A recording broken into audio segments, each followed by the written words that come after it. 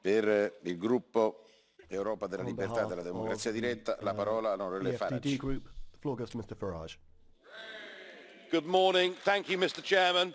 Well, it may have taken 9 months, a pretty full gestation, but be in no doubt that last Wednesday was a great historic day when the United Kingdom announced that we were going to become an independent, self-governing, democratic nation once again, an act that has been cheered by hundreds of millions of people all over the world. Now, we've had a little history lesson this morning from Mr. Verhofstadt, but he made one mistake. In 1973, sir, we did not join the European Union. We joined the European Economic Community. And had the British people known that it was intended to get political and take away our ability to govern ourselves, we never would. Now, I'm sorry to say that the response to the triggering of Article 50 has been all too predictable. Already you've made a series of demands that are not just unreasonable, but in some cases clearly impossible for Britain to comply with. You began by telling us that we have to pay a bill, a cool 52 billion sterling, a figure that has clearly been plucked out of the air, effectively a form of ransom demand. What you could have acknowledged is that we've put net over 200 billion sterling into this project. We're actually shareholders in this building and the rest of the assets, and really, you should be making us an offer we can't refuse to go. And the ever-charming Mr. Verhofstadt, the Parliament's chief negotiator, in his resolution that we're to vote on later today, tells us that we cannot discuss potential trade deals with anybody else in the world until we've left the European Union. That has no basis in treaty law whatsoever.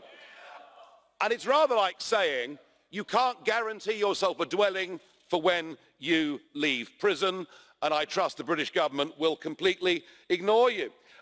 And of course, Mr. Tusk, who is not with us today, I suspect that he's still crying. He looked pretty tearful, didn't he, after the British ambassador delivered the letter last week.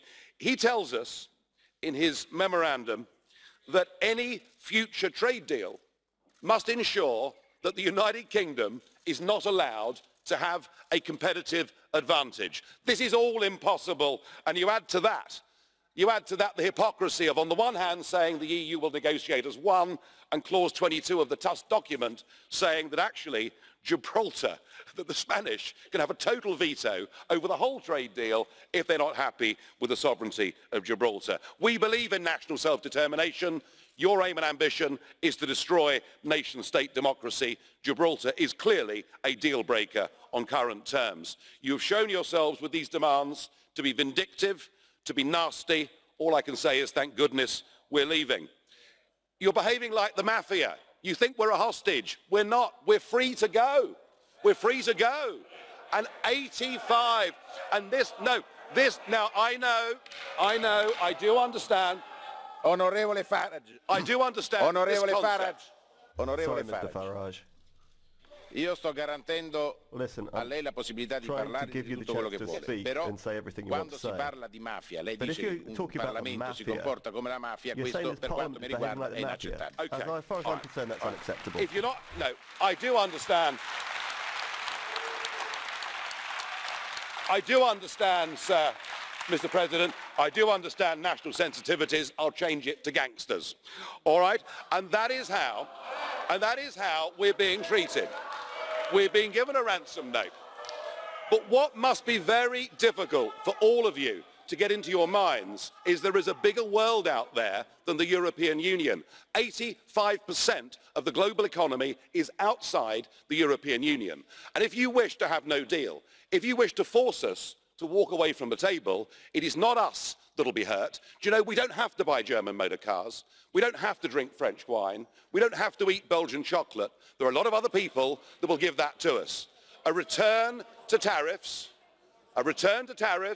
will risk the jobs of hundreds of thousands of people living in the European Union, and yet what you're saying is you want to put the interests of the European Union above that of your citizens and your companies. And if you continue with that route, it won't just be the United Kingdom that triggers Article 50, there'll be many more to come.